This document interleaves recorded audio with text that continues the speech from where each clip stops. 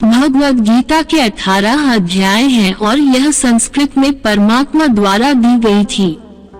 समय के साथ संस्कृत भाषा रोजमर्रा की जिंदगी से निकल गई और यह ज्ञान मनुष्य से दूर हो गया। समय समय पर श्रीमद् भगवद गीता का साधारण अक्षरों में अनुवाद किया गया। इसी प्रयास को आगे बढ़ाते हुए मैं यहाँ श्रीमद् भगवद गीता संपूर्ण सार को एक आसान रूप में प्रस्तुत कर रहा हूँ। संपूर्ण गीता सार, ये ज्ञान परमात्मा ने भगवान कृष्ण के द्वारा सबसे बड़े धर्म युद्ध महाभारत की रणभूमि कुरुक्षेत्र में अर्जुन को कुछ 5000 साल पहले दिया। ये वो वक्त था जब धर्म का बार बार उल्लंघन हुआ, परमात्मा का डर मनुष्य से निकल गया। लालच की होड़ में भाई ने भाई को मारने की कोशिश की और यही नहीं, एक ब्याहता को भारी सभा में अपने बड़ों के सामने अपमानित किया गया। इससे पहले कि मनुष्य जाति धर्म युग से निकलकर पूर्ण रूप से कलयुग में जाति युद्ध की रणभूमि में युद्ध से कुछ पहले परमात्मा ने गीता भगवान कृष्ण के द्वारा मनुष्य जाति के कल्याण के लिए दी। गीता परमात्मा द्वारा दी गई किताब है जो किसी एक धर्म के लिए नहीं बल्कि पूरी मनुष्य जाति के लिए है, पूरी इंसानियत के लिए है, सब आत्माओं के लिए है। क्योंकि ये आत्मा को परमात्मा के बारे में, उसकी सृष्टि के बारे में और सबसे अहम यह उन कायदों के बारे में समझाती है जिनका आत्मा को मनुष्य के रूप में हर हाल में पालन करना होगा, रक्षा करनी होगी और इन्हीं कायदों की बुनियाद पे एक आत्मा को शरीर त्याग करने के बाद परखा जाएगा और इस परीक्षा से पास होने पे हमेशा के लिए इस जन्म और मृत्यु से मुक्ति मिलेगी। परमात्मा भगवद गीता में कहते हैं कि मैं ही सब की शुरुआत हूँ। मैं शुरू से भी पहले था और सब खत्म होने के बाद भी रहूंगा। सब मुझ में है और मैं सब में हूँ। जो भी तुम छू सकते हो, देख सकते हो, चख सकते हो या सुन सकते हो, सब मैं हूँ। ये नदियाँ, पहाड़, सूरज, ग्रहण, चांद, सितारे सब मैंने बनाए हैं। मैंने ही भगवान, शैतान, राक्षस और इंसान बनाया। मैं सर्वव्यापी हूँ, सब में रहता हूँ, सब मैं हूँ, मैं हूँ, मैं ही हूँ। मैं ही ब्रह्मा बनकर सब बनाता हूँ और रुद्र बन के सब नष्ट कर देता हूँ। मैं ये सृष्टि यूं ही बनाता और तोड़ता रहूंगा ताकि आत्माओं को मौके मिल सके इस जन्म और मृत्यु से मोक्ष पाने को, हमेशा के लिए परमात्मा के साथ रहने को। भगवद गीता कहती है कि इस सबसे बड़ी परीक्षा के लिए परमात्मा ने प्रकृति का निर्माण 5 तत्व हवा, अग्नि, जल, पृथ्वी और ईथर से किया, जिन्हें हम छू के, चख के, सुन के और देख के हम समझ सकते हैं। पर खुद परमात्मा इन 5 इंद्रियों की समझ से बाहर है।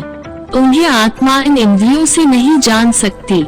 आत्मा 5 इंद्रियों के साथ वैसे ही है जैसे एक लोहे का रोबोट, जिसे अपने बनाने वाले का कोई पता नहीं। अर्जुन को भी परमात्मा का विराट रूप देखने के लिए भगवान कृष्ण ने दिव्य नेत्र दिए। भगवद गीता समझाती है कि आत्मा अजन्मी है, इसे कोई मार नहीं सकता, कोई जला नहीं सकता, डूबा नहीं सकता, काट नहीं सकता। लेकिन आत्मा को परमात्मा के साथ हमेशा रहने के लिए ये परीक्षा रूपी जीवन में बैठना ही पड़ेगा। इस परीक्षा के लिए परमात्मा से बिछड़ के आत्मा को पृथ्वी पे किसी न किसी रूप में जन्म लेना पड़ता है और 88 करोड़ योनियों को जीने और भोगने के बाद एक आत्मा को मनुष्य का शरीर और दिमाग मिलता है।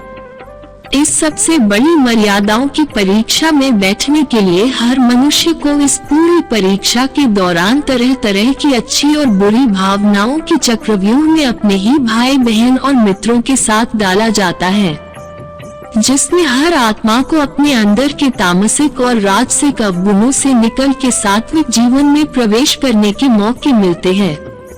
हमारे तामसिक गुण वो है जो हमारे अंदर हीन भावना पैदा करके हमें खुद को उदास और नुकसान पहुंचाते हैं और हमारे राजसिक गुण हमें ईर्ष्यालु और लोभी बना के दूसरों के प्रति नुकसान पहुंचा सकते हैं। इस परीक्षा के दौरान हर आत्मा को तामसिक और राजसिक गुणों को खत्म करके अपने सात्विक गुणों से परिचित होना पड़ेगा। सात्विक गुण वो हैं जो आत्मा को अपने आसपास की हर चीज से जोड़े और उन्हें प्यार करना सिखाते हैं। परीक्षा के दौरान हर आत्मा को जीवन के चारों स्तंभ धर्म, अर्थ, काम और मोक्ष का ज्ञान पाके ही मुक्ति मिलती है। यही वो द्वार है जिन्हें समझकर ही आत्मा परमात्मा को समझ सकती है। पहला द्वार धर्म का है और शेर इसका प्रतीक है। धर्म वही है जो गीता में लिखा हुआ है। धर्म वही है जो धारण किया हुआ है, जिसे आपका दिल मानता है। जैसे झूठ नहीं बोलना, चोरी नहीं करना, भगवान का निरादर नहीं करना, दूसरों को नुकसान नहीं देना, यही सब धर्म है। और हर आत्मा को अपने जीवन काल में हर समय धर्म का पालन करना होगा और उसकी रक्षा करनी होगी। दूसरा द्वार अर्थ का है और घोड़ा इसका प्रतीक है। हर आत्मा अपने हर जीवन काल में अपने पृथ्वी पे होने का अर्थ या मूल कारण समझेगी। इस जिंदगी में भोगने वाली चीजें और रिश्तों का आनंद लेगी।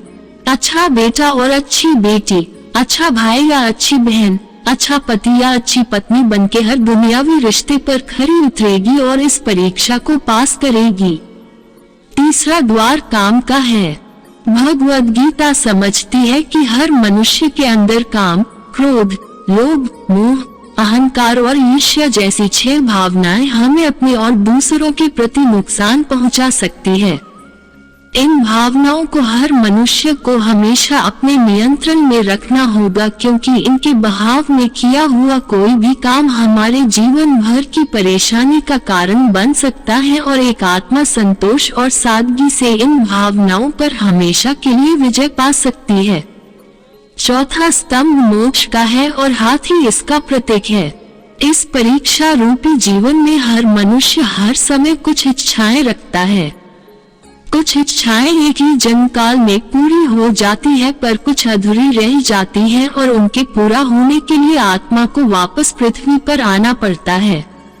भगवद गीता समझाती है कि हमारी इच्छाएं ही मूल कारण है हमारे पृथ्वी पर वापस आने का, और अगर हम कोई भी इच्छा न रखें तो हम इस जीवन और मृत्यु से मुक्त हो सकते हैं। ये द्वार माफी का भी है। जिन्होंने आपके साथ बुरा किया उनको माफ करके और जिनसे आपने बुरा किया उनसे माफी मांग के मुक्ति पाई जा सकती है। जब तक आत्माएं इन चारों दरवाजों धर्म, अर्थ, काम और मोक्ष को समझ नहीं लेती, तब तक इस आत्मा को बार बार मनुष्य के रूप में आना ही पड़ेगा। परीक्षा का समय खत्म होते ही आत्मा शरीर और अन्य सब वस्तुओं का त्याग कर देती है। जो भी संसार में रहकर बनाया वो अब किसी और होगा और आत्मा अपने कर्मों के फैसले के लिए चली जाती है। आत्मा के अच्छे बुरे कर्मों का हिसाब होता है। अपने अच्छे कर्मों के लिए आत्मा कुछ वक्त के लिए स्वर्ग और दुष्कर्मों के लिए नरक चली जाती है।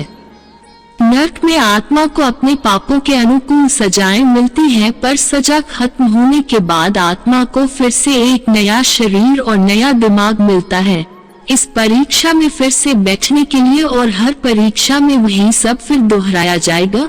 जिंदगी के 4 स्तंभ धर्म, अर्थ, काम और मोक्ष को समझने के लिए हर जन्म में अपने कई जन्मों के कर्मों के हिसाब से हर आत्मा को कभी अच्छे तो कभी बुरे हालातों से जाना पड़ता है। लेकिन जब तक आत्मा परमात्मा के साथ योग को नहीं समझ लेती तब तक वो मुक्ति नहीं पा सकती। भगवद गीता समझाती है कि मनुष्य अपने शरीर, दिमाग या दिल से भगवान को पा सकता है। शरीर द्वारा किए कर्मों के माध्यम से परमात्मा को पाने को कर्म योग कहते हैं। ऐसे कर्म जो परमात्मा की इच्छा से हो और दूसरों के कल्याण के लिए हो। वाल्मीकि ने रामायण लिख के श्रवण में अपने माता पिता की सेवा और उन्हें 4 धाम की यात्रा कराकर अपने कर्मों द्वारा परमात्मा को पाया। श्रीमद् भगवद गीता समझाती है कि एक आत्मा दिमाग से भी परमात्मा के साथ योग लगा सकती है। इसे राज योग कहते हैं, क्योंकि दिमाग या मस्तिष्क सब इंद्रियों का राजा है। एक मनुष्य अपनी आस्था, श्वास प्रणाली, अभ्यास, साधना और तपस्या से परमात्मा को इस योग के रास्ते पा लेता है। इस योग को समझने के लिए हमें अपने अंदर की एनर्जी शक्तियों यानी चक्र और कुंडलिनी को समझना पड़ेगा। आत्मा मस्तिष्क से ध्यान लगाकर परमात्मा के साथ योग लगा सकती है। शंकराचार्य, स्वामी परमहंस, स्वामी विवेकानंद और उनके जैसे कई योगी इस योग के रास्ते परमात्मा के साथ संधि लगा पाए।